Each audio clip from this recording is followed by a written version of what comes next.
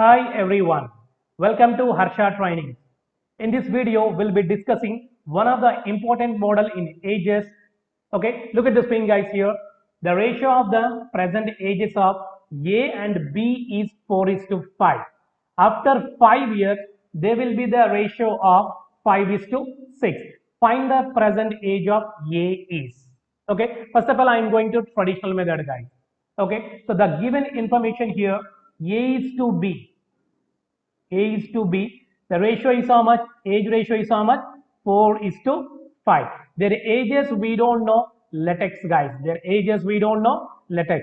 Then 4x and 5x. Okay. So after means plus. Okay. Then 4x plus 5 is 2. Then 5x plus 5. After 5 years, their ages ratio is how much? 5:6. 5:6. So look like a proportion. So the proportion formation is AD is equal to BC. AD is equal to BC. So note down guys here, 6 into 4x plus 5 is equal to 5 into 5x plus 5. Okay, 6 4 them 24x. So 6 5 them 30 is equal to 5 5 them 25x. Again 5 5 them 25. Okay, so 25x minus 24x x is equal to 30 minus 25 5. X value is how many years guys? 5 years. Find out the present age of A. A is how many parts here? 4x. Then A is equal to 4 into 5. 4 5 is 20 years. So which option is the right answer? Option A is the right answer.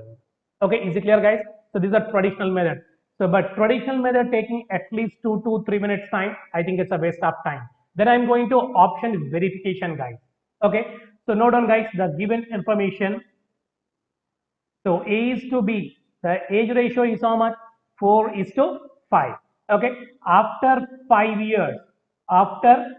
years, their ages ratio how much? 5:6.